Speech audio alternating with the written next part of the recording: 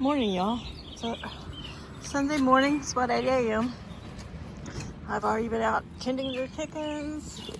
Hit the grocery store at 7 a.m. If you'll notice, somebody's missing from the yard this morning. A bit of a sad loss, but it's my fault. They're abusing their little peppermint plant. So this morning, after tending my birds, as I was walking out their little gate over there, right in front, out their door, right in front of my gate, I witnessed something quite sad. Cosmo was covering Marigold, our little redhead. Our oldest chicken, Paul thinks she just automatically steps with him. And before she could get up, hey, get back from me, I got flip-flops on. Before she could get up from that, Laddie grabbed her by the head and he covered her. Like, I know you're not supposed to say the word, but just say a G-A-N-G bang. So that was it. That did it. I opened the gate and I let her out.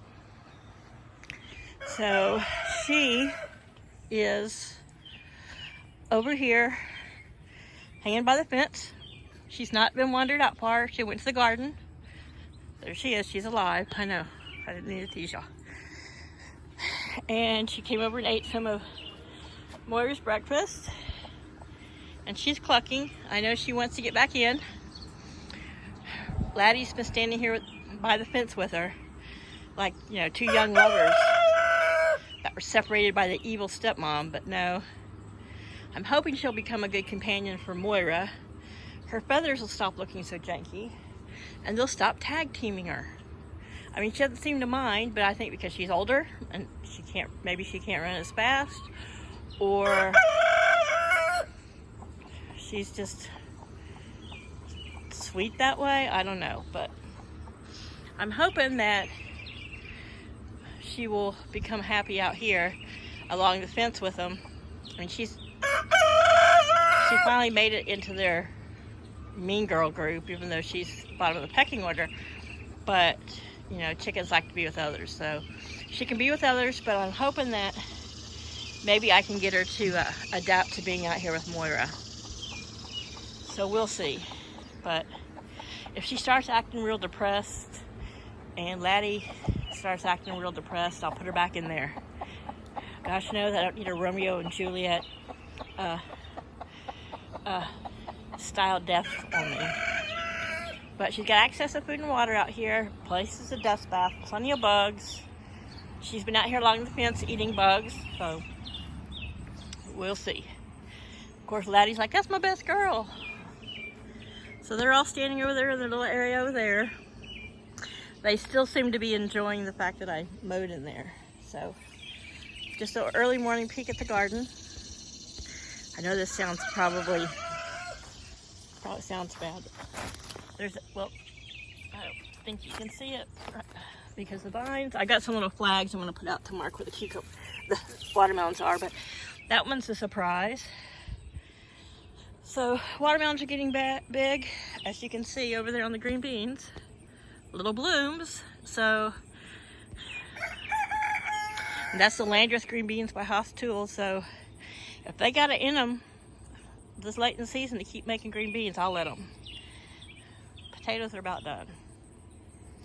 So anyhow, everything got a good drink this morning. Laddie has been complaining.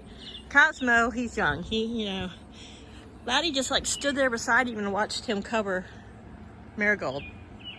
No rooster rivalry.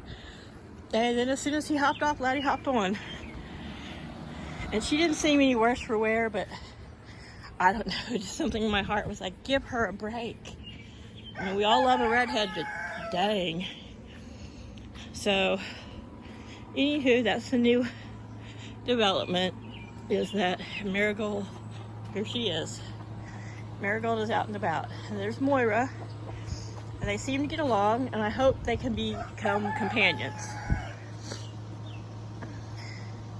If Marigold starts to act like she wants to be a bully, I might put her in, but as long as she's not, I don't think she would hurt Moira.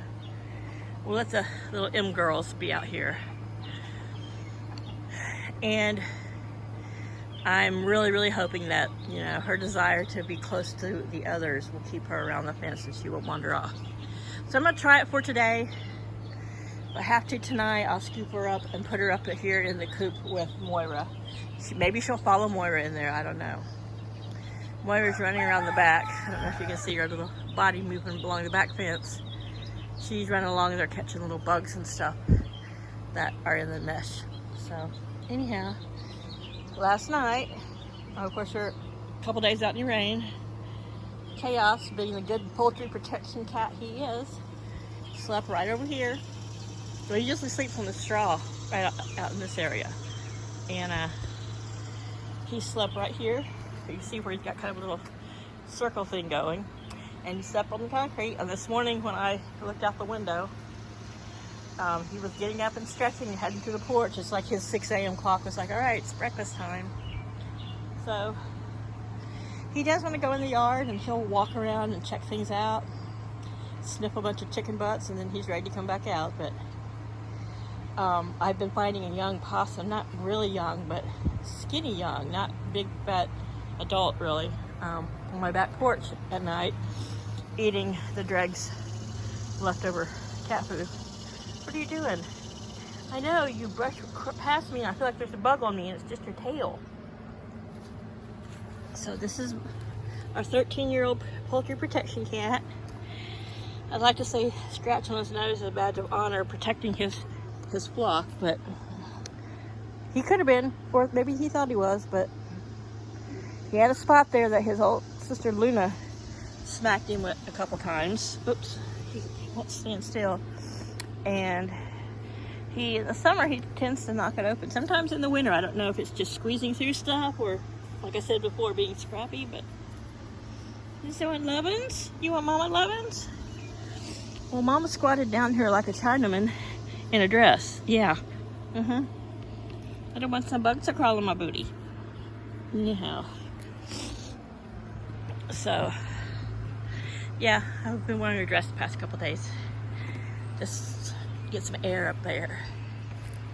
Not for any bad reasons or anything like that, but just, you know, something cool, breezy. So she's hanging out here in the wildflowers. The Brahmas are hanging around by the fence too. They're like, our sister's out. Which, this is of course a shady spot they love, but if it keeps her close by, I mean, she doesn't have any raw spots, but look at those janky feathers. I mean, she's pulled at him and she has some bare spots, but she doesn't have anything that's bloody or raw. This is where I'm able to catch her though. I have to catch her. She has two cute little dresses, one with pineapples on it and the other with kiwis, but they're too big. She's too narrow through the shoulders and the elastic on them is not tight enough. You know, I'm sure if I had Paul hold her, I could probably put the dress on her and then get out, you know, and hand sew the elastic tighter. But, I mean, it really stresses her. And if she's gonna just keep pulling at it, and to hold a chicken that long and still, while you've got a needle close to their wings, I'd rather let her come out here, she'll be protected by Chaos, she'll have Moira for company, and maybe she'll, in the long run, realize she likes not being covered every 5 minutes by the brandy old boys in here. But, crossing my fingers and knock on wood, the boys continue to be harmonious. They have little crow-offs, but they seem to be happy to share the girls. Yeah, I see your other talon hasn't grown back. Ha ha ha. All right, anyhow. Their water's been refreshed. I'll refresh the little ones a little bit later. They got refreshed last night. They're still pretty full, really clear. When I come out at noon to ice down all the water, so I'll bring you some fresh waters to those little three there in the in the watering station. She has found the water. There's a chicken waterer down here. And then there's Chaos's big water bowl. So, both in the shade. And just cross your fingers, this works out for her. I mean, I took her out yesterday for a little bit. And then I was able to catch her and try getting a dress on her. And, you know, I had to try both dresses and figure out why they didn't fit. And she was quite upset and stressed. And so I just tossed her back over the fence. And I wanted to make her happy. She could go be with the Heathers and Damien. But this morning, all that went down like right here on this first stone right there. So I just opened the door as I came out and I held it for her a minute and she came on out. So, all right, Marigold, you got a new home out here. You can still be close and see your family, but your little backside can get a reprieve. So, all right, guys, it's Sunday. It means it's lazy Sunday. I got the laundry caught up, the dishes are done. I'm gonna cook tonight, and unfortunately I'm gonna have to get back out in public and go to the grocery store again. I went at like 7:06 this morning. The store opens at 7 because there's no crowds, no people. And I felt kind of young and spry at the grocery store this morning. It sounds horrible, but I was the youngest. Do you mind? Shut your pie hole. I was the youngest person in there. Sad, yeah. But hey, there was no line. I'd say that much. But I forgot to get quinoa, so I have to go back. All right, we're gonna leave this lazy Sunday right here, looking at Laddie and Marigold. Yeah, star-crossed lovers that Mama separated. And I'm just evil that way. But they're finding lots of bugs here by the wildflowers. That's good. Don't peck the flowers, just peck the bugs, kids. Bye, y'all.